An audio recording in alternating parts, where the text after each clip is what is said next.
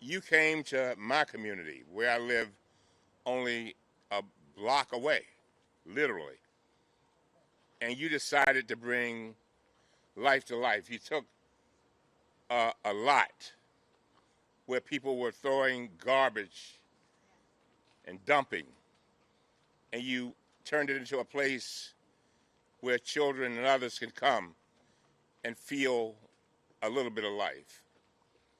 Larry Young knows that when we were coming up, if we could find this amount of space, what we would do is we would take some cardboard and some broomsticks and an old baseball or a golf ball or whatever we had, and we would play baseball on a space about this size. Could not find the space. And so I thank God for the journey. A lot of people do not understand where my passion comes from. It comes out of pain, passion, purpose. Pain, passion, purpose. And let me say this, there are other organizations that I did not call, but they're doing all kinds of wonderful things. Just yesterday, we had a wonderful event where employers came out and were talking about our youth work program, where we got $8,000 jobs for our children, because many of them they just want to have hope. They want to be able to earn a paycheck. And I want to say to every child that might hear my voice, this is a community where Thurgood Marshall came up. Yeah. Don't forget, Ta-Nehisi Coates grew up in Baltimore. Wes Moore grew up in Baltimore. And I could go on and on and on. And so I say to you, to our children, don't let anybody take away your hope. Don't let them take away your hope. I don't care who they are. And let no one define you, no one. My educational background, sitting in special ed for years, told what I couldn't be. Told what I couldn't be, and ended up a Phi Beta Kappa. Yeah. So I don't want our children to lose hope. Larry Young, selling papers, doing whatever he could to help so many people, and then entered the state legislature, concentrating on health issues for years, trying to bring a new dimension of health to our communities. And so to all our partners, to the University of Maryland, I was just at the University of Maryland yesterday, the day before yesterday, where the University of Maryland we created with them 11 years ago, a program where they bring in our students, our young people, during the summer, give them a paycheck, tutor them, work with them, and allow them to have another family. Because I say, well, if you got a job, you got another family. And so all of that means a lot to me. And I could not leave this podium without thanking Johns Hopkins University, the university where, when I was treated there for 6 months and watched the young people come in and out of the hospital working, Larry, with great jobs, but they knew they were going somewhere. And so Reverend Barber down there in North Carolina has a saying about the Poor People's Campaign. He said, don't waste my pain. Don't waste my pain. Don't just come and criticize. Do what these other folks have done. They've come into our community, and they did not say something is wrong with you. They said, how can I help? How can I help? How can I make a difference for generations yet unborn? And so I am delighted to be here. I thank you for you all for being here. And I want you to keep on investing in Baltimore. Let me say one more thing. Since we got the national press here, and I hope that they don't just concentrate on me, but concentrate on this park. I want people to come to Baltimore. We are a great city. We really are. We really are. If you want to know about Baltimore, read the Sun paper. Read it, the last few editions. And somebody came to me, Larry, yesterday and said, you know what? Until all this controversy came up, I didn't know how great we were. I didn't know how many people were contributing to our success. And so I got to tell you. And then another person came up to me and said that they had young lady who grew up in the community, who started in a program that I established years ago, coming from the inner city, who is now a medical doctor. Come on now, working at the University of Maryland. Then somebody else came up to me and said, man, we've got our business started. I think it was Connie's Waffles and Chicken. I think that's the name of it. But they came up to me and said, you know, I'm so glad that I live in Baltimore because it has made a big difference in my life. So what I want to say to all those people who says we got a national audience, come to Baltimore. Do not just criticize us, but come to Baltimore, and I promise you, you will be welcome. I promise you, we will give you every bit of hospitality we've got. Because every time you come to Baltimore, every time you spend a few dollars in a hotel, that means somebody in this neighborhood is working. It gives them a job. It gives them hope. And finally, let me say this. There are not many things that feed my soul. I do not have time for people who want to trash our city, but I do have time for our kids. And I'll tell you, the more I have seen, Larry, over the last few days, I have just been floored by the number of people who have come to me and encouraging me. I swear, there's not a day that goes by without me getting about 1,000 emails of support. Not a, you know, now don't get me wrong. I get a few of them from out of town. But the fact is that I want to thank Baltimore. Finally, a lot of people say, why do you love Baltimore so much? I love Baltimore so much because my mother and father were in Manning, South Carolina when they got married at 18. They made a decision to come to Baltimore when they got married because they wanted a better life for their children. And they came to Baltimore, and my mother delivered me and my 6 brothers and sisters at the University of Maryland. Come on now.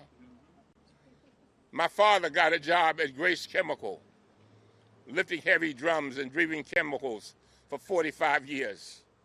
My mother was a domestic, cleaning houses in Guilford and Roland Park, just like Larry Young's mother did. $7.25 and coffee is what she got.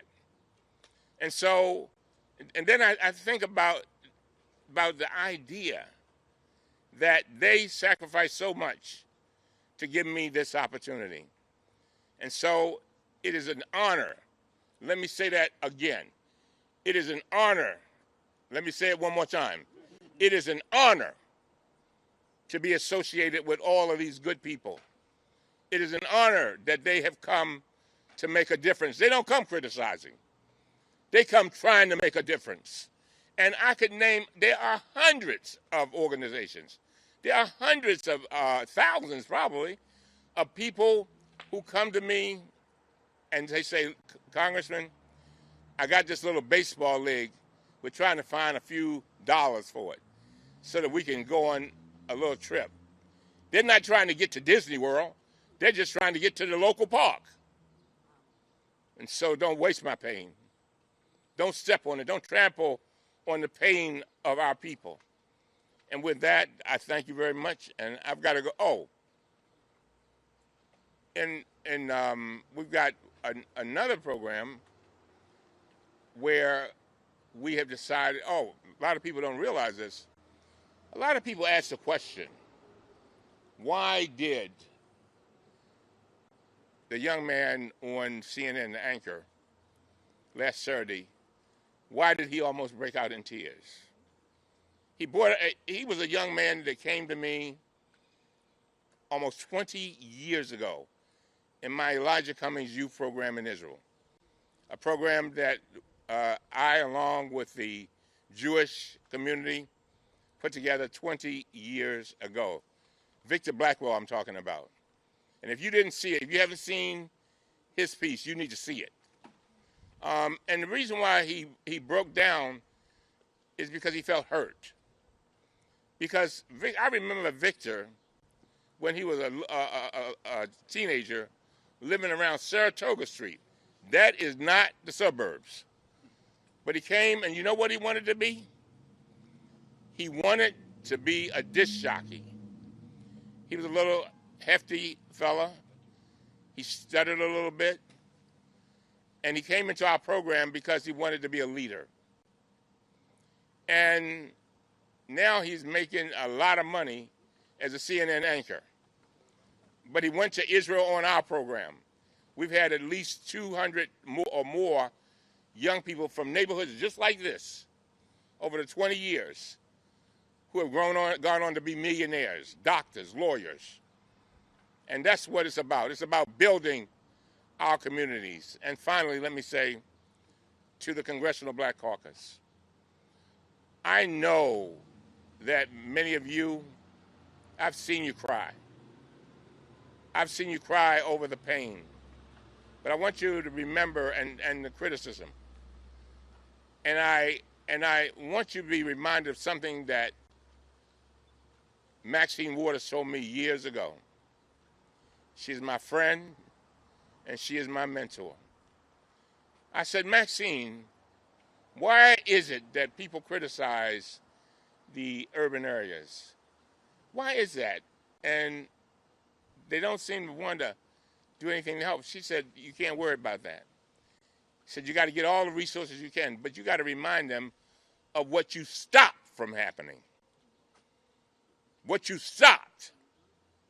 And so we march on. My favorite song is I Only Have a Minute, 60 seconds in it. Forced upon me, I did not choose it, but I know that I must use it. Give account if I abuse it, suffer if I lose it. Only a tiny little minute, but eternity is in it. Thank you very much.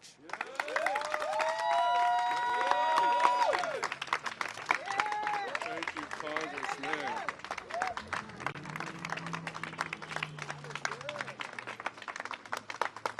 Give it up for the Congressman.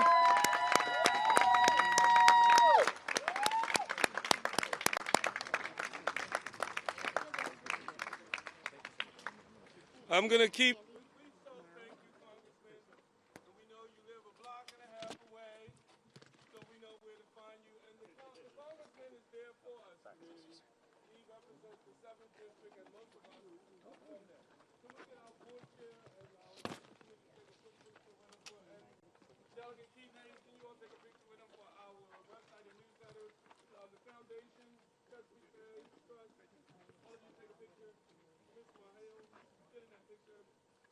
While we make some more noise and appreciation.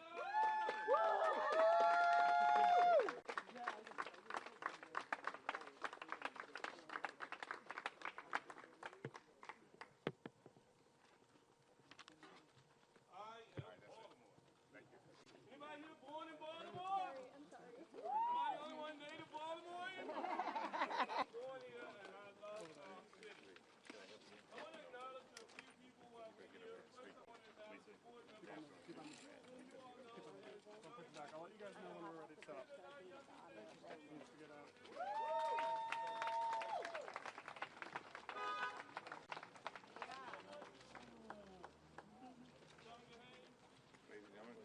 Hello. What's up? Sir, what is your reaction to the president's tweets? Do you want to have a sit down with him about what's going on in Baltimore? Well, he's welcome. I welcome him to come visit. And I'd love for him to sit down and talk to the doctors at Johns Hopkins and University of Maryland and see the beautiful neighborhoods of our city. And I'd be happy to have him. Go ahead. What else? Sir, what else? I'm ready to go. Were you surprised by these tweets? What did No. you make of them? I'm not even going to comment. It's not. I'm working on these kind of projects. All right. Well, And anything for else? your own situation, you had a break-in at your house. Is everything okay? Everything is fine. What's happened out there? Everything is fine. I literally watched the assailant. Actually, I watched him on my iPhone trying to break into my house. I hollered and scared him away, and everybody's fine.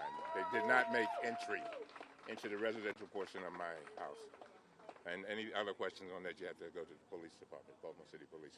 What do you make of the president's tweets that he said it was too bad that happened? Well, I can't go there. I'm not going to go there. I mean, I'm too busy doing the work of my people. This is where I live, so I'm not going to go there. I'm just not going to go So if there. the president says he wants to help, does that come in the form of money, a visit? What would a visit look like? If the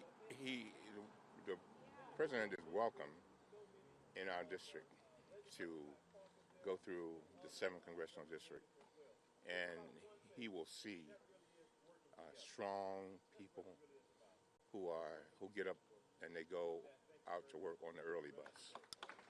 When I leave here home, usually at 5 o'clock in the morning, they're standing on the bus stop. Then sometimes I see them at night when I get back. He'll see people, he'll see organizations that have come to the inner city of Baltimore, like neighborhoods like this, and did not ask the question of, did not go around criticizing, but they said, how can we help? And they have helped. And so I welcome the president. I'd love to see him. Sir, what do you want the people of Baltimore? Huh? What do you want the people of Baltimore to I want know? I want them to know, to be reminded. All they have to do is read the Sun paper, and who I think is doing a phenomenal job of correcting the record, first of all. And I want them to have hope. And these little incidents like this park, you may not think it's a big thing, but it's a big deal because it gives people life, brings life to their lives. But you know, I have so much to do. I don't. You know, when I was thinking about it this morning. My 23 years in Congress, I think I may have gone on 5 Codels. Most of the time, I'm in this community and other communities like it, trying to create opportunities for our young people. Because I know I came up in an environment just like this. And if I can make Phi Beta Kappa, become a member of the Maryland Bar, pass the bar the first time, then they can too. All right? I gotta go. Why do you think the president continually attacks lawmakers of color? I'm sorry? Why do you think that the president I have no continually clue. attacks You have to lawmakers ask him. of color? You I said in have your to ask him. remarks You're that racist. What's your instead of response? criticizing, Yeah, come and help. That's How right. can they help? They How can bring they- resources. Again, you need to read the Sun paper. I got to give it to them. They showed where Baltimore is not getting all the money that the president claims we're getting, and that a huge percentage. I mean, I think we got $8 billion over 2 years, and 3.5 of that go to our hospitals. 3.5, and then when you see the breakdown, and I beg you to go and read, okay, of what we have done in the city. And while you're here, tour the city. You need to go. Almost anywhere you go, anywhere near here, including downtown, is my district. And so we work with our business people, and they work with us. Johns Hopkins, University of Maryland have been phenomenal. And so, again, I'm meeting people every day, young people who came up in difficult and challenging circumstances, who are now doing great things. And I tell you, it feeds my soul. This is what feeds my soul. So I don't have time for, my mother used to say, you concentrate on the things that are most important to you. And these kinds of things are most important to me. Sir, half the House Democrats have come out now in favor of impeachment. Is it time to proceed to an inquiry or formal proceedings? That's a very good question. You know, I've said, first of all, I'm very clued in to what is going on with regard to impeachment. And I agree with Nancy Pelosi. You got to keep in mind, that I am one of the head up one of the investigating committees. So I think her course is the proper one. We are doing our research. We are trying to do our jobs. And there may very well come a time when impeachment is appropriate. I've said many times that one of the lines for me would be when and if the administration disobeys court orders, because I think then we have no choice. So we'll see. Do you think your committee's work ignited the president's criticism? I'm sorry? Did your committee's work, you think, ignited the president's criticism? What do you mean? I don't understand. The hearing with Neckley? I don't know. That's another great question. I do not know. But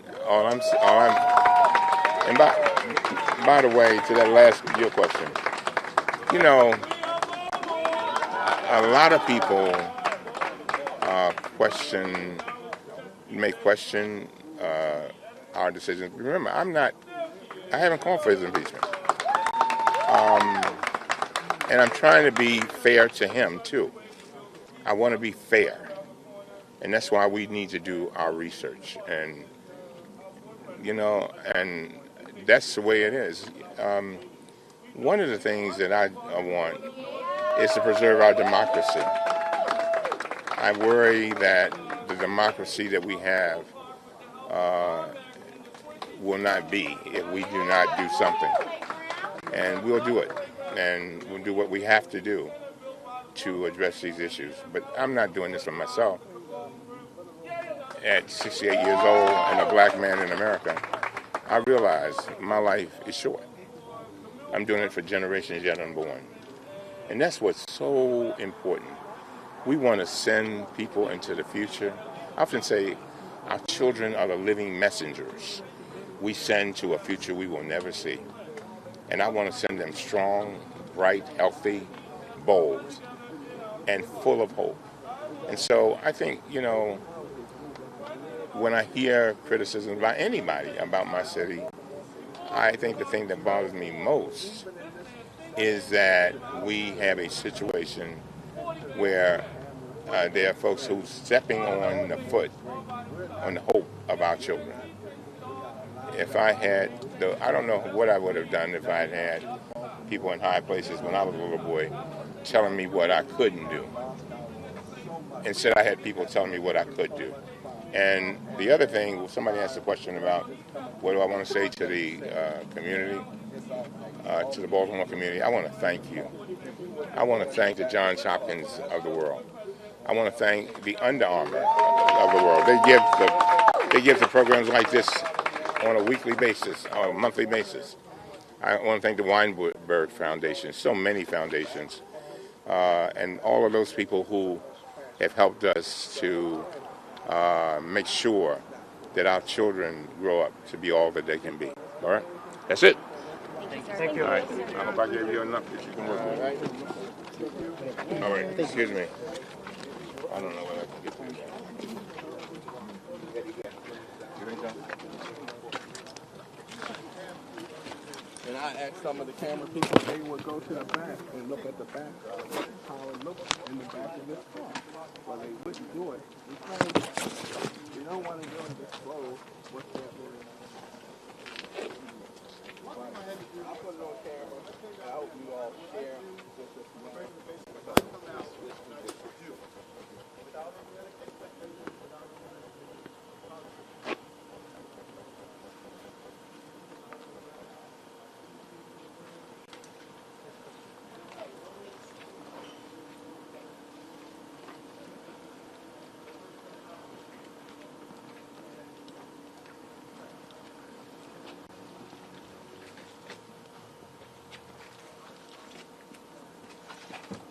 Downtown, have a nice lunch.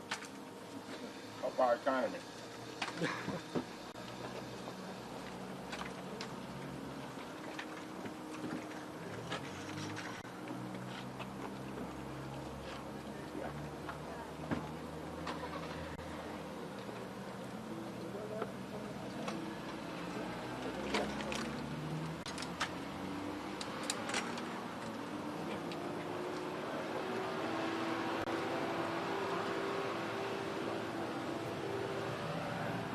Excuse me, let me talk to my uncle.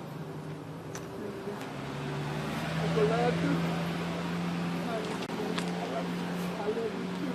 Look, don't let the subject get you down. You've been through so much. Yeah. You're Senator Barbara McCluskey. Yeah. Thank you. And I'm praying for you. Thank you. Uncle Ladder, you hold up. You understand. I got it. I got it. You've been through so much. You've been through the struggle. We know what the struggle is. Yes, sir. We know what the struggle is. We got to lift up our children, right? Yes. We got to let them know that what segregation did to the African black nation. Yes, sir. Thank you, sir. Okay, I love you. I love you too. And be strong. Here? Oh, I'm done. Okay, all right. That's done. Okay. All right, let's go. All right. Let's go. Get out of here. All right, thanks, guys. Thank